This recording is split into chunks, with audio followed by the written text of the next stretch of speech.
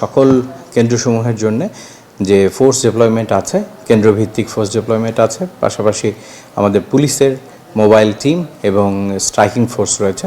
নৌবাহিনী মোতায়েন আছে ভোলাতে, বাংলাদেশ আর্মির পরিবর্তে বাংলাদেশ নৌবাহিনী আছে এখানে, Bangladesh coast guard, Bangladesh border guard, BGB রয়েছে, আনসারের ব্যাটালিয়ন, আনসারের দুই প্লাটুন করে সবগুলি উপজেলায় নিয়োজিত রয়েছে। সো আইনশৃঙ্খলা রক্ষাকারী বাহিনীর যে মোতায়েন, সেই মোতায়েনটা যথেষ্ট আছে এবং আমরা একটা সমন্বিতভাবে রিটার্নিং অফিসারের মাধ্যমে এই সকল আইনশৃঙ্খলা বাহিনীর সাথে সমন্বয় করে আমরা এই ডেপ্লয়মেন্ট প্ল্যানটি চূড়ান্ত করেছি এবং ঝুঁকিপূর্ণ কেন্দ্র, যেটার কথা আপনি বললেন, ঝুঁকিপূর্ণ কেন্দ্রসমূহের জন্য আমাদের আলাদা করে আমরা প্ল্যান তৈরি করেছি যে কীভাবে কোনো একটা সমস্যা হলে কিভাবে এটি নিয়ন্ত্রণ করা হবে এবং কিভাবে এই জিনিসটি আমরা সামলাবো।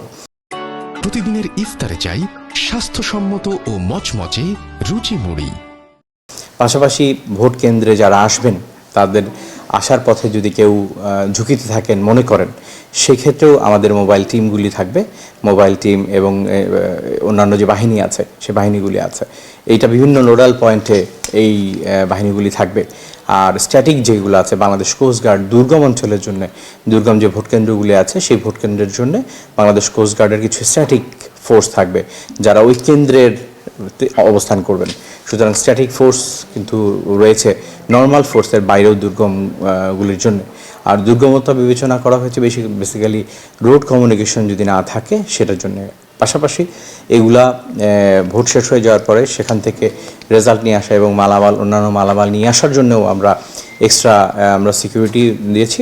নদীপথে আনার জন্য বাংলাদেশ কোস্ট গার্ড এবং বাংলাদেশ নৌবাহিনী এটির ব্যবস্থাপনা করবে আমাদের সাথে। পাশাপাশি এই জনগণের যাতায়াতের জন্য যে তাদের যাতে কোনো অসুবিধা না হয় সেই সরকারি রিটার্নিং অফিসারদেরকে আমরা নির্দেশনা দিয়েছি, সেই অনুযায়ী তারা ব্যবস্থা করছেন।